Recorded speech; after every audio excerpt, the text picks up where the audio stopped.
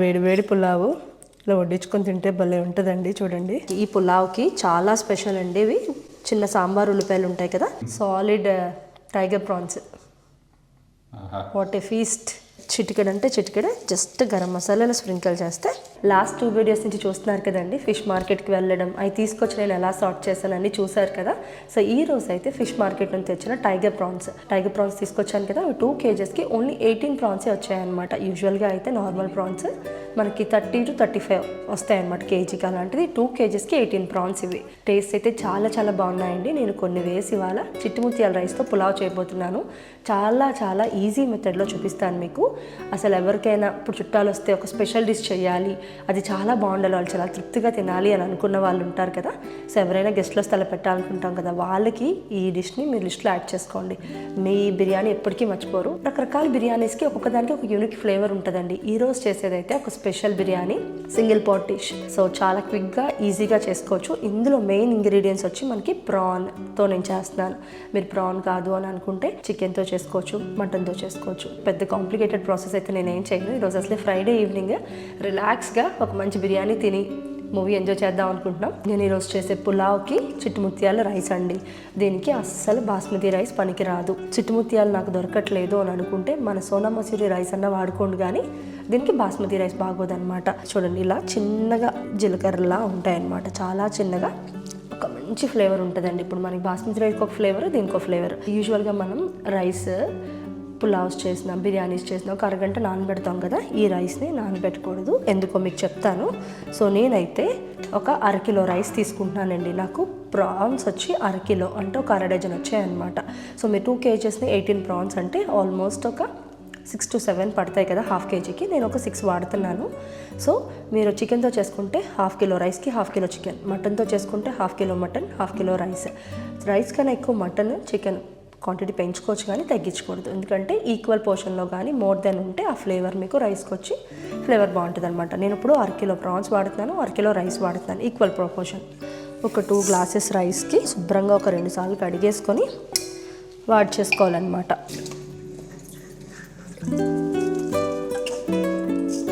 So ఒక 2 సార్లు కడిగేసి ఇలా వాష్ చేసి పెట్టుకున్నానండి. మనకి ఏదైనా స్ట్రైనర్ లాంటిది ఉంటుంది కదా, కింద ఒక గిన్నె పెట్టుకొని ఇది పెట్టుకున్నాను. మనకి ఇది ఏం చేయాలి, రైస్ ఎందుకు నానబెట్టట్లేదు అనేది నెక్స్ట్ ప్రాసెస్లో చెప్తాను. సో ఇప్పుడు నెక్స్ట్ ఏంటంటే రైస్ పని అయిపోయింది. ఇది మనకి కొంచెం సేపు వాడాలి. నేను ఇప్పుడు ప్రాన్స్ తీసుకున్నాను. టైగర్ ప్రాన్స్ అనేది కుక్ అవడానికి టైం పడుతుంది. యూజువల్గా మీరు చిన్న ప్రాన్స్ తీసుకున్నారనుకోండి, కొంచెం ఒకసారి నూనెలో ఆయించడం అంటారు కదా, అది చేసుకోవాలి. నేను ఇప్పుడు పెద్ద ప్రాన్స్ అయినా సరే నేను అదే చేస్తానన్నమాట. దీనికి ఏదైనా మంచి ఫ్లేవర్ ఉన్న వాటితో చేసుకుంటే మీకు రైస్ ఫ్లేవర్ కోట్ ఉంటుంది, అలాగే ఈ ప్రాన్స్ ఫ్లేవర్ అనమాట. ఫ్రోజన్తో చేసుకోవడానికి ట్రై చేయొద్దు. ఏదైనా ఫ్రెష్గా ప్రాన్స్ దొరుకుతాయి కదా, వాటితో చేయండి. ఓకే, మీకు ప్రాన్స్ ఫ్రెష్గా లేవు అంటే అయితే మటన్ ఆర్ చికెన్తో రిప్లేస్ చేసుకోవచ్చు అనమాట. సో ఇప్పుడు నెక్స్ట్ ప్రాసెస్ వచ్చి మనం వీటిని ఒక చిన్న ప్రొసీజర్ ఉంటుంది అనమాట. దీన్ని ఎలా వేపుతారన్నది అది చేసుకుందాం. ఒక ½ kg ప్రాన్స్ తీసుకున్నాను కదండి, దానికి ఒక మీడియం సైజ్ ఆనియన్ చాప్ చేసి పెట్టుకున్నాను అనమాట. సో అది ప్యాన్ పెట్టుకొని వేయించుకోవాలి. సో చూపిస్తానండి. కొంచెం ఆయిల్ వేయాలి మనకి ప్రాన్స్ వేగడానికి అనమాట. ఒక స్పూన్ అలా వేసాను.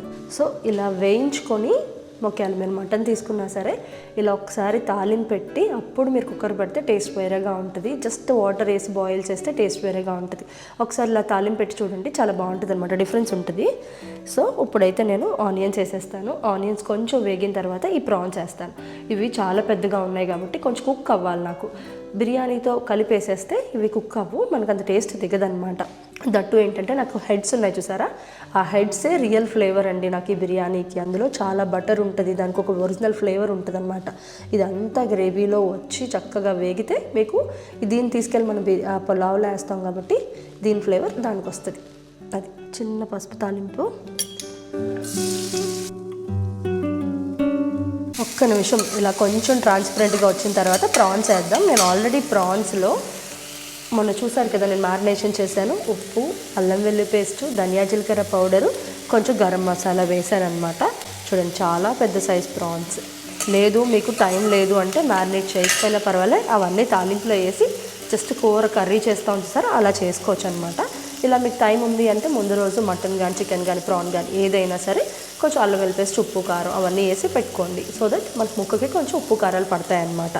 చూసారా కొంచెం ఒక 2 నిమిషాలు ట్రాన్స్పరెంట్ కింద వచ్చిన తర్వాత నేను ఇప్పుడు ఈ ప్రాన్స్ వేసేస్తాను. మీరు గమనిస్తే ఇందులో ఆయిల్ నేను చాలా తక్కువ వేసాను, అవసరం లేదు. ఎందుకంటే ఈ ప్రాన్ ఇట్సెల్ఫ్ దీంట్లో కొంచెం ఫ్యాట్ ఉంటుందండి, ఆ బుర్రలో కొంచెం ఫ్యాట్ ఉంటుంది, దానికైతే సరిపోతుంది అనమాట. సో నేను ఈ ప్రాన్స్ క్లీన్ చేసినప్పుడు చూపించలేదని అన్నారు కదండి, నెక్స్ట్ టైం మేక్ షూర్ ఖచ్చితంగా చూపిస్తాను మీకు. సో ఇలాంటి మంచి ప్రాన్స్కి చాలా ఫ్లేవర్ ఉంటుంది. ఒక 1/2 డజన్ ప్రాన్సే వేసాను, ఆల్మోస్ట్ అది 1/2 కేజీ ఉంటుంది కదా.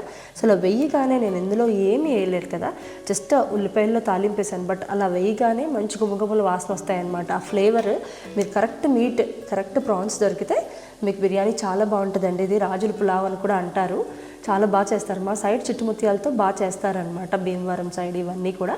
తర్వాత ఇప్పుడు చెన్నైలో వాటిలో దిండిగల్ బిర్యానీ ఇవన్నీ ఫేమస్ అవుతున్నాయి, కానీ మాకు ఎప్పటి నుంచో భీమవరంలో ఎక్కువ ఈ పులావ్ ఫేమస్.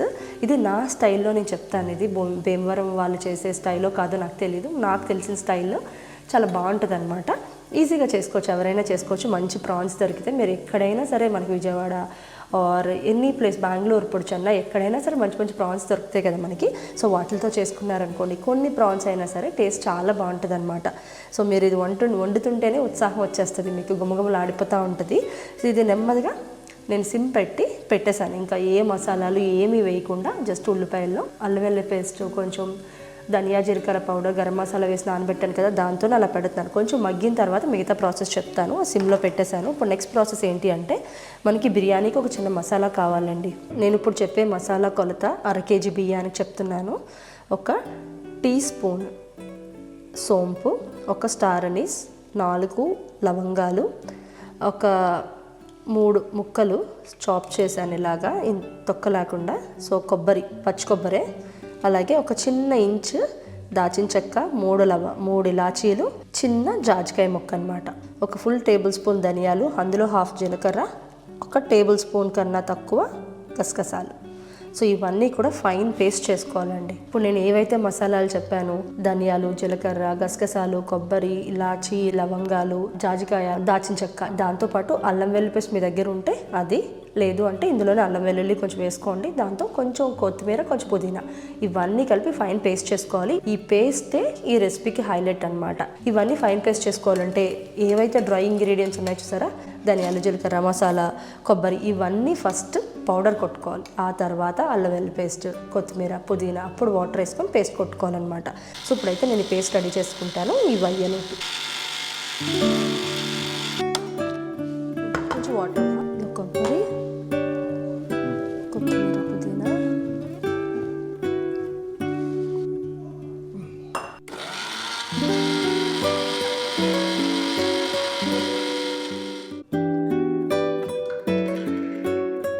సో మసాలా అయితే రెడీ అయిపోయిందండి. ఒక ప్రాన్స్ కూడా ఒక 30% అయితే వేగాయి అనమాట. చూద్దాం, ఇనీషియల్గా వాటర్లో వేగి అందులోంచి వాటర్ రిలీజ్ చేసాయి అనమాట.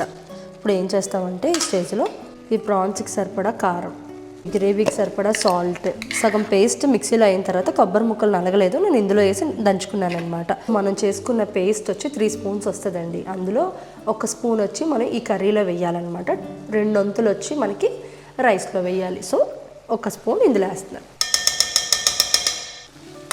సో ఇది వేసి ఇంకా వేగాలన్నమాట చక్కగా.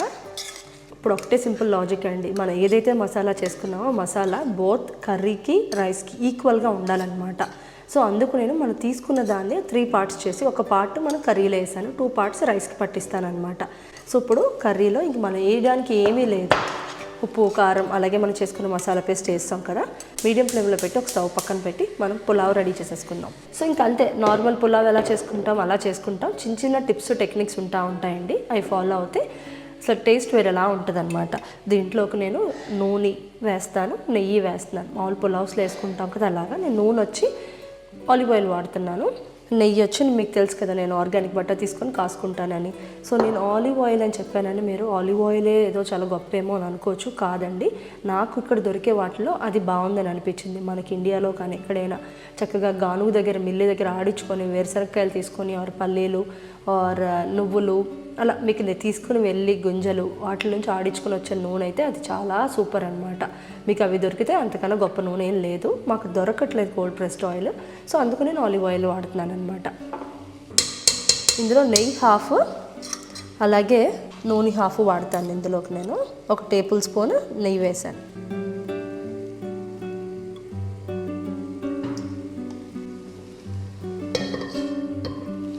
జనరల్గా మనం బిర్యానీలోకి వేసుకుంటాం కదా, ఇలాచి, అలాగే స్టార్ పువ్వు, దగడ్కా పూలు, లవంగం, ఇది నల్ల ఇలాచి అంటారు, అది దాచిన చెక్క, షాజీరా.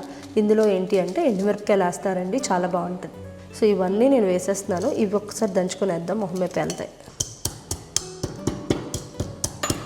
అన్నీ వేసేస్తున్నాను అనమాట. ఇలాచి, స్టార్ అనీస్, బ్లాక్ కార్డమమ్, 3 లవంగాలు, కొంచెం దాచిన చెక్క, ఇదేమో దగడ్కా పూలు అంటాం కదా అది, షాజీరా, ఒక 2 ఎండుమిరపకాయలు. దాంతోపాటు ఈ బిర్యానీకి, ఈ పులావ్కి చాలా స్పెషల్ అండి ఇవి చిన్న సాంబార్ ఉల్లిపాయలు ఉంటాయి కదా, ఇవి ఉంటే వేసుకోండి. ఈ టేస్ట్ చాలా బాగుంటుంది. ఒకవేళ లేదంటే ఉల్లిపాయలు సన్నగా తరుక్కొని వేసుకోండి చిన్నగా. అలాగే ఒక 1/2 డజన్ పచ్చిమిర్చి. ఇది బాగా వేగాలి. చక్కగా నూనెలో ఈ ఉల్లిపాయ బాగా వేగాలండి. ఈ ఉల్లిపాయ మగ్గిన టేస్ట్ చాలా బాగుంటుంది అనమాట. మనకి ఉల్లిపాయలు ముద్దకి చక్కగా నంచుకోవడానికి వస్తే చాలా బాగుంటుంది. స్పైసీగా దీనికి వేరే కర్రీ అక్కర్లే, ఏం అక్కర్లేదు. అంతా కూడా మనకి ఇందులోనే వస్తుంది కాబట్టి అక్కడక్కడ ఉల్లిపాయలు తగులుతూ బాగుంటుంది టేస్ట్. ఒక 5 మినిట్స్. అలాగే ఏ పులావ్లోకైనా గుడ్లు అంటే ఇష్టం కదా, సో గుడ్లు కూడా పెట్టాను అనమాట బాయిల్కి. ఈ రైస్ కడిగేసి పక్కన పెట్టండి అని చెప్పాను కదండి, నానబెట్టకూడదు అన్నాను కదా. ఈ రైస్ వేపుతాం అనమాట, అందుకు పొడిగా వాటర్ అంతా పెట్టి డ్రైన్ చేసి పెట్టాం. సో ఇవన్నీ చేసుకునే లోపు పొడిగా వచ్చేసాయి. సో ఈ రైస్ ఆయిల్లో ఎంత బాగా వేపుకుంటే మీకు అంత టేస్ట్ ఎన్హాన్స్ అవుతుంది అనమాట.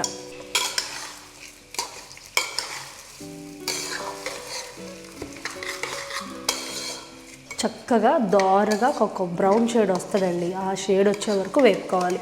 అది ఎంత బాగా వేపుకుంటే మీ రైస్ అంత బాగుంటుంది. అందుకే నేను బాస్మతి రైస్ వద్దన్నాను అనమాట. బాస్మతి రైస్ అయితే విరిగిపోతుంది.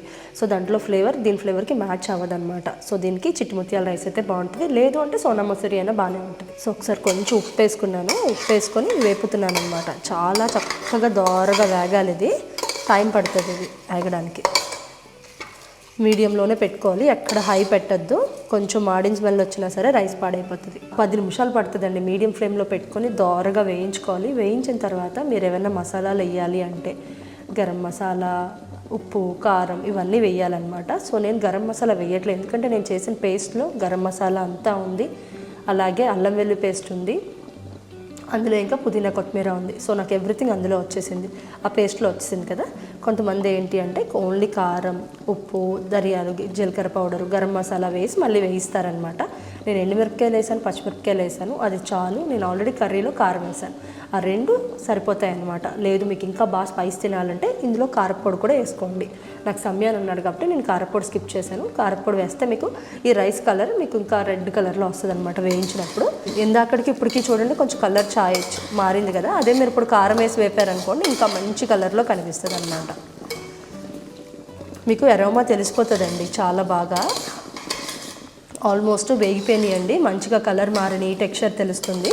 సో మనం చేసుకున్న మసాలా పేస్ట్ చేసి ఇంకొక 10 మినిట్స్ మీడియం ఫ్లేమ్లో వేయించాలన్నమాట. సో ఇప్పుడైతే నేను ఎంత సరిపోద్దో చూసుకొని వేస్తున్నాను. ఫస్ట్ అయితే ఇనీషియల్గా 2 స్పూన్స్ వేస్తున్నాను. ఈ పులావ్ చేయడం చాలా ఈజీ, కానీ ఒక్కటే కీ స్టెప్ ఏంటంటే మీరు దగ్గరుండి నెమ్మదిగా అది వేయించుకుంటూ ఉండాలి. ఎక్కడ అడుగు పట్టకూడదు, మాడకూడదు, దోరగా వేగాలి, అందులోంచి అరోమా బయటికి రావాలి. అదే కీ స్టెప్ అనమాట. 1-2 సార్లు చేస్తే మీకే తెలిసిపోతుంది. కానీ పొడిగా చక్కగా మనం వేసిన మసాలా అంతా రైస్కి పట్టి ఈ రైస్కి ఫ్లేవర్ పట్టాలి, మసాలా వేగాలి, ఎక్కడ ముద్దల కింద ఉండిపోకూడదు. ఓకే, అది చూసుకుంటూ నెమ్మదిగా వేయించుకోవడమే. మీరు వేసిన దాంట్లో వాటర్ ఉంటుంది, ఆ వాటర్ అంతా ఈ రైస్ పట్టుకొని ఫ్లేవర్ అంతా దీనికి పట్టి అది నెమ్మదిగా వేగిన తర్వాత ఫ్లేవర్ రావడం మొదలవుతుంది. ఇది జల్లుగా వస్తుంది అనమాట. కూర అయితే ఇలా ఉడికించి పెట్టుకున్నాం కదా, ఇది అయిపోయింది. ఇప్పుడు దాన్ని కలిపేద్దాం అందులో.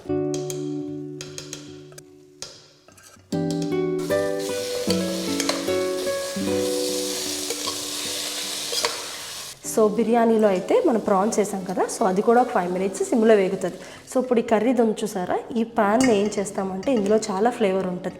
అలాగే మీరు ఇంకొక ఈ స్టెప్ ఏంటి అంటే, నేనైతే ఈ ఫ్లేవర్ ఉంటుందని చెప్పి ఈ బాండి వాడుతున్నాను. మనకి ఎంత కావాలి రైస్ అంటే ఒకటికి 1.5 అండి. ఒక గ్లాస్ రైస్ అయితే 1.5 గ్లాస్ వాటర్. సో ఇప్పుడు నేను 2 గ్లాసెస్ తీసుకున్నాను, నాకు 3 గ్లాసెస్ వాటర్ కావాలి. సో అది నేను ఇందులోనే వేస్తాను, సో దట్ ఈ మసాలా అంతా కూడా నాకు వేస్ట్ అవ్వకుండా అందులోకి వెళ్ళిపోద్ది అనమాట. నేను కెటిల్ డైరెక్ట్ హాట్ వాటర్ తీసుకొని చేస్తున్నాను. మీరైతే పక్కన నీళ్ళు పెట్టుకోండి, కొలత మీరు ఎంత రైస్ వేసారో అంత రైస్ కొలత పెట్టుకొని బాగా మరిగిన తర్వాత వేయండి. ఎందుకంటే ఉత్తి నీళ్ళు వేసేస్తే అది వేగి ఉంటుంది, రైస్ ఏమో చల్లగా ఉంటుంది, వాటర్ ఏమో చల్లగా ఉంటే మీకు డిజాస్టర్ అయిపోద్ది, బిర్యానీ ముద్ద అయిపోద్ది అనమాట. ఈ రైస్ ఈ వాటర్ వేడెక్కే లోపు మీకు రైస్ పాడైపోతుంది. సో అలా కాదు, పక్కన వేడి నీళ్ళు మరిగించుకుంటూ ఉండాలి, వేడి నీళ్ళు ఎందులో వేసేయాలన్నమాట. వెంటనే ఫటాఫట్ ఒక విజిల్లో అయిపోతుంది మీకు రైస్. ఇది చాలా ఇంపార్టెంట్. మీరు చన్నీళ్ళు కనుక వేసారంటే మీ బిర్యానీ ముద్ద పేస్ట్ అసలు ఎందుకు తినలేము. నాకు అందులో రైస్లో సాల్ట్ తక్కువ ఉంది, సో దీనికి సరిపడా సాల్ట్ వేసేస్తాను ఇక్కడ. అలాగే ఇందులోనే పుదీనా కొత్తిమీర కూడా వేసేస్తున్నాను.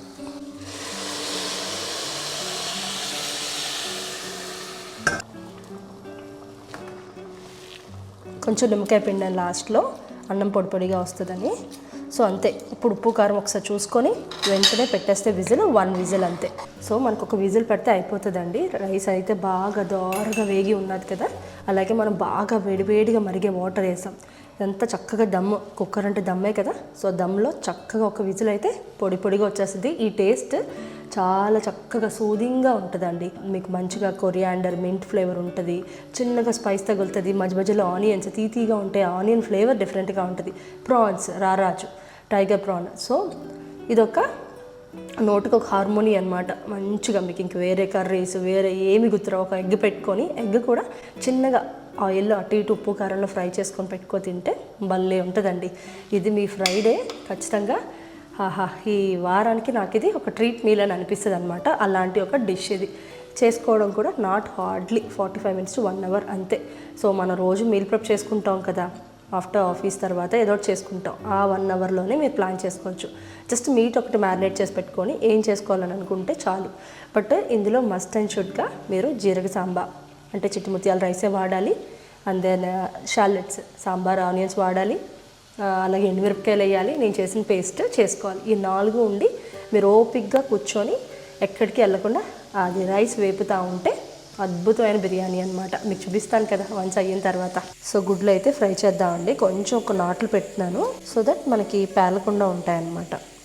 నాటుగుడ్లు 4 బాయిల్ చేశాను. సమయానికి ఏంటంటే వితౌట్ స్పైస్, జస్ట్ అలా బాయిల్ చేసినవే. మా ఇద్దరికి కొంచెం అలా ఒకసారి ఫ్రై చేద్దాం. చిటికెడు పసుపు, కొంచెం కరివేపాకు, అలాగే నాట్లు పెట్టుకున్న కోడిగుడ్లు.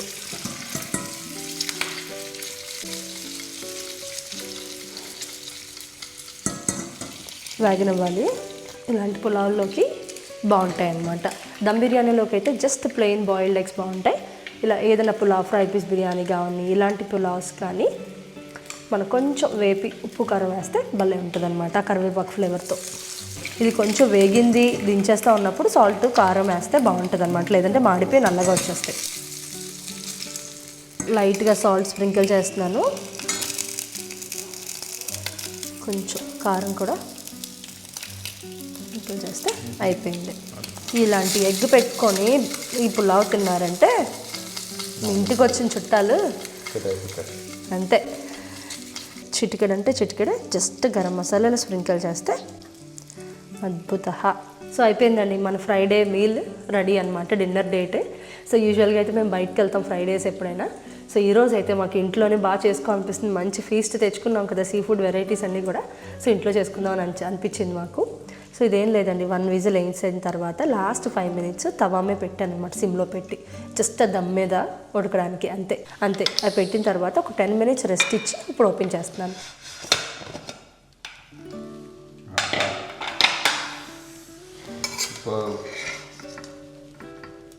చూసారా, పొడిగా చక్కగా ఇలా రావాలన్నమాట, ఎక్కడ మెతుకు అంటుకోకుండా. Solid tiger prawns, what a feast.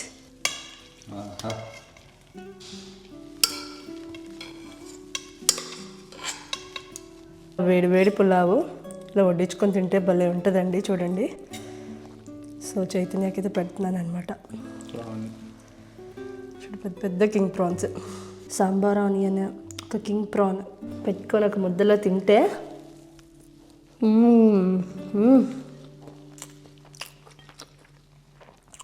అబ్బా, ఈ బిర్యానీ కొట్టేది ఇంకోటి లేదని చెప్తాను. అమృతంలా ఉంది.